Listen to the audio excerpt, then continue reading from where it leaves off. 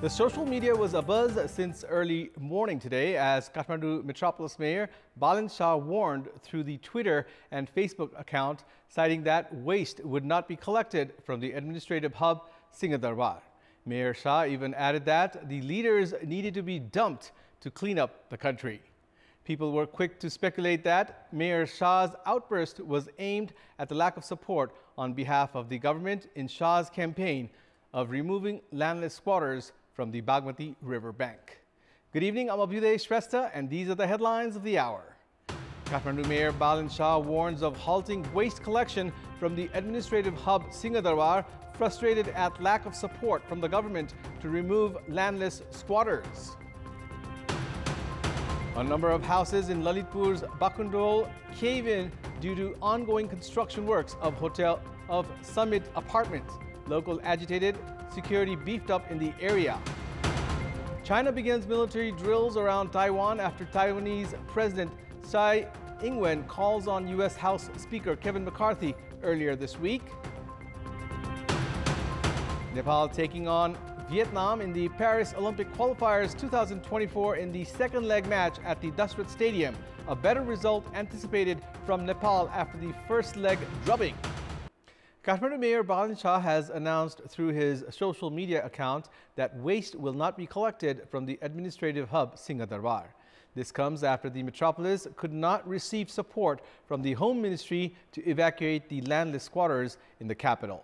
In his own words, Mayor Shah said, in order to clean up the country, leaders needed to be dumped first. It may be recalled that Mayor Shah, during the Deputy Mayor's National Conference last week, had heavily criticized Prime Minister Pushpakamal Dahal. The metropolis yesterday had sent a dozer to remove the squatters in Kathmandu's Gairigaon along the Bagmati corridor, as the metropolis team had to return empty-handed after local squatters burnt tires and staged massive protests. Mayor Shah had been expressing grievances that the Home Ministry and the security body under the ministry had not cooperated with the metropolis in removing the landless squatters. The government and the metropolis have found themselves in different stands regarding the issue of landless squatters. After houses around Summit apartment in Lalitpur's Bakundol caved in while digging the foundation for the apartment, affected neighbors have protested.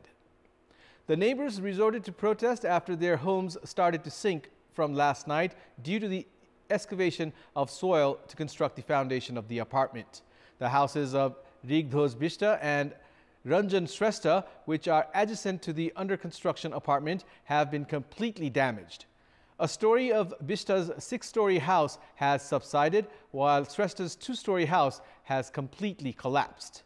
According to local residents, 8 other houses in the area have suffered damages. After the houses were damaged, the residents were evacuated last night. Following the protest from the local residents, the construction works of the apartment have been halted. Public representatives of Lalitpur have reached the incident site to take stock of the situation. After the protest by the local residents, security has been beefed up in the area. The loan shark victims, who have come from different districts of Madhya province, have formed a talks team to hold dialogue with the government. They have also held talks with legal practitioners discussing agendas and how the dialogue team should present themselves. The Home Ministry yesterday had formed a 5-member talks team led by its Joint Secretary Pradeep Kumar Koirala yesterday to hold dialogue with the loan shark victims. The talks team also comprises Deputy Secretary at the Office of the Prime Minister, Umakant Adhikari, Deputy Secretary at the Ministry of Law, Jangabadur Dangi, and SP of Nepal Police, Dinesh Raj Mainali. The loan shark victims have said that Deputy Prime Minister and Home Minister Naran Kaji Shrestha should come to hold talks with them at Shanti Batika, Ratna Park, where they have been stationed. The government has already committed of making laws against loan sharks, citing such practice as heinous crime. The government has also reached a decision of forming a commission to look into the cases of loan shark victims. The rotor of Air Dynasty helicopter was damaged while trying to land on the helipad of Hams Hospital in Dhumbarai, Kathmandu. The Air Dynasty 9NAJD helicopter, which was scheduled to pick up a patient in Bharatpur after picking up a doctor and equipment from Ham's hospital, was damaged today while landing on the hospital's helipad. After the helicopter suffered damage while trying to land on the hospital's helipad, it has been said that the helicopter needs repair. A helicopter of another company was then sent to pick up the patient in Bharatpur. It has been informed that there were no casualties during the incident. The damaged helicopter is currently on the hospital's helipad. The Rato Machindranath Jatra, considered as the longest chariot festival in the country, has kicked off. The auspicious day to begin the chariot procession has been determined for 24th of April this year. However, locals in Lalitpur are worried the procession won't be smooth considering dilapidated road sections in Patan area. Several road sections between Sankamul to Lagankhel have been dug up in the region to install sewer pipes. The project began 2 years ago with the support of Asian Development Bank and has yet to conclude. Meanwhile, the Lalitpur metropolis has claimed it will not just wrap up the pipe's installation, but also blacktop the section by the 17th of this month. The Rato Machindranath chariot, once completed, will be taken through Gabahal, Sundhara, Chakrabahal, Taiti and end at Lagankhel. The festival ends with Bhota Jatra, where the head of the state and government official climb on the chariot and hold up the jewel-studded bhoto or black vest for the people in attendance. It's time now for our segment Public Pulse, where you text us with your opinion. Public Pulse. Here's the question. What should be done to make health insurance program more effective in the country? Your options are A, awareness about health insurance, B, hassle-free procedures, and C, effective monitoring. The voting is on. Type any WS, select your option A, B, or C, and send it to 34001 to share your opinion with us. Annapurna Chamber Orchestra has presented the songs of late Ambar Gurung, Narayan Gopal, and Gopal Yonjan, among other renowned artists. The program, participated by Nepali musicians and artists all the way from Norway under the project Nepal-Norway Orchestra, was organized by Taleju Dhankumari Kosh. We present a glimpse of the orchestra.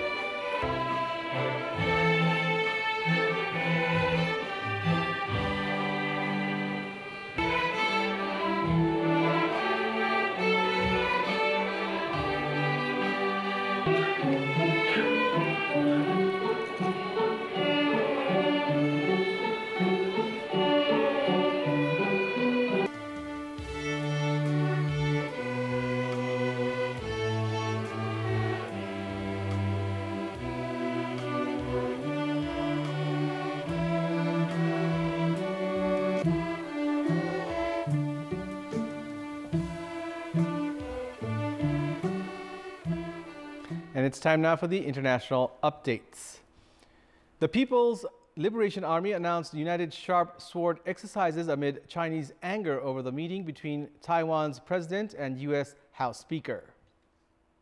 China has begun 3 days of military exercises around Taiwan amid anger in Beijing over Taiwanese President Tsai Ing-wen's meeting in California with the Speaker of the United States House of Representatives, Kevin McCarthy.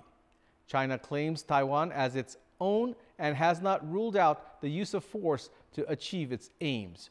The People's Liberation Army's Eastern Theater Command said in a brief statement today that China will hold combat readiness patrols until this Monday. The drills, dubbed United Sharp Sword, involve exercises in the Taiwan Strait to the north and south of the island, as well as in the sea and airspace to its east.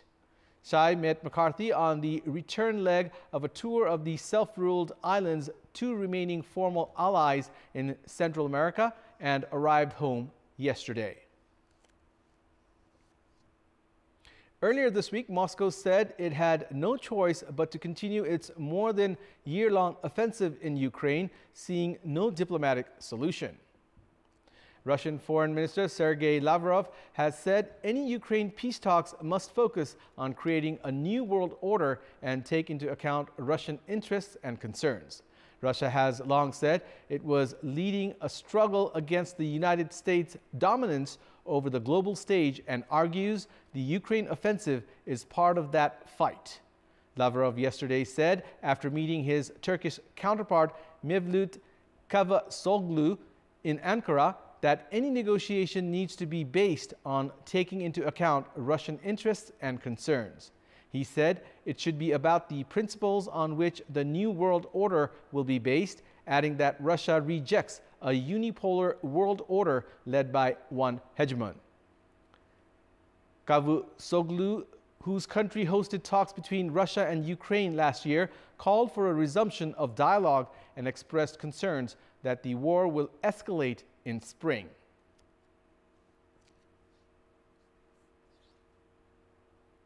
North Korea conducted another test of a nuclear-capable underwater attack drone, the latest in a show of force against the U.S. and South Korea. Still photographs aired by state broadcaster KRT showed the drone maneuvering across the surface of a body of water and then fully underwater, as well as a target being exploded. During the underwater strategic weapon system test from 4th to 7th of April, KRT said that the drone called the Hail-2 cruised 1,000 kilometers of underwater distance for 71 hours and 6 minutes.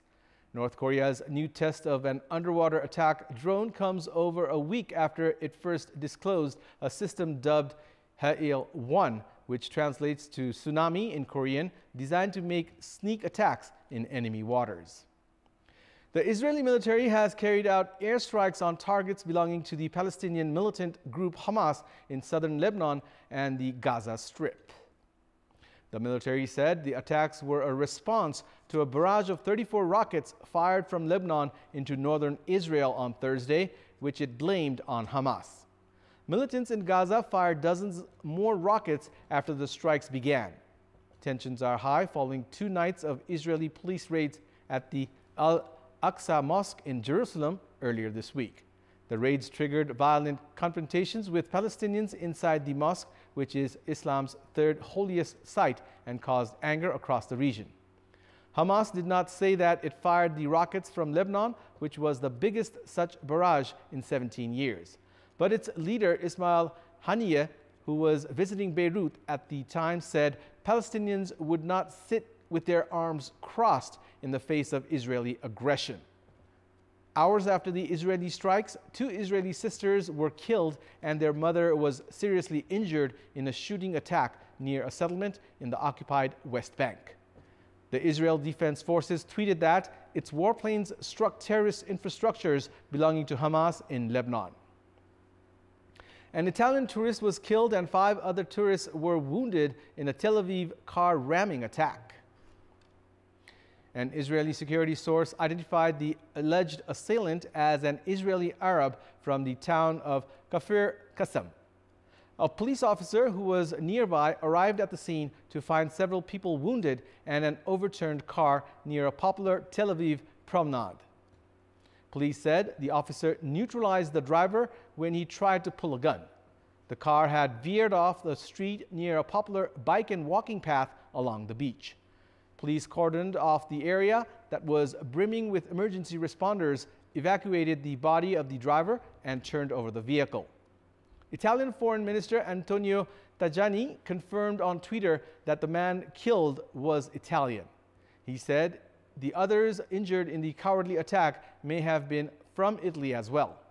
Israeli Prime Minister Benjamin Netanyahu instructed police to mobilize all reserve border police units and has directed the Israel Defense Forces to mobilize additional forces to confront the terror attacks. All the victims in the Tel Aviv attack were tourists. Sports News. Nepal's national women football team is playing against Vietnam in the second leg of the Asian qualifiers for the Women's Olympic Football Tournament. Currently, Nepal are 2-0 down. Vietnam had humbled Nepal 5-1 in the opening fixture. Striker Santosh Sahukala is all set to return to domestic football as he has been signed by Patan-based 3-Star club to play in the ongoing A-Division League. Santosh has returned to 3-Star after 7 years. Santosh, who was playing active football in Japan, had returned to Nepal to feature at the domestic top flight. 3-Star has said that an agreement has been reached with Santosh as he has already started training with the team. The last time he had played for 3-Star was back in 2015, while he had also started his professional football from 3-Star. Santosh played for Chiasol at the domestic top flight 2 years ago, the same year he left for Japan to play in the 4th Division League. Santosh is the only player in Nepal to complete the 100-goal mark at the A-Division League. The club has said that Santosh will play Monday's match against Manang Marsyangdi club in the 7th round of the A-Division League. 3-Star this season has produced average football as they remain in the 6th position with 10 points.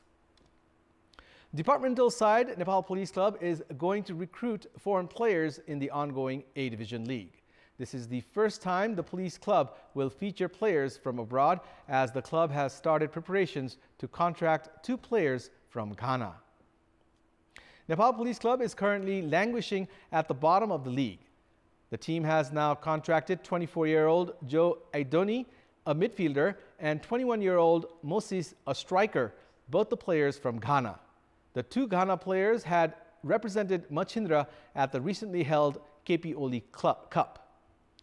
The police club has said that preparations are underway to play the 2 Ghanaians in the 7th round of the A-Division League.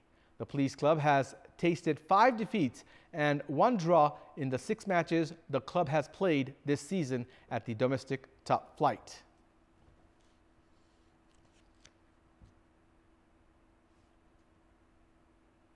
And now, before wrapping up, and that's all for the moment, our next English bulletin will air at 10:30 tonight. Thank you for watching. Have a good evening.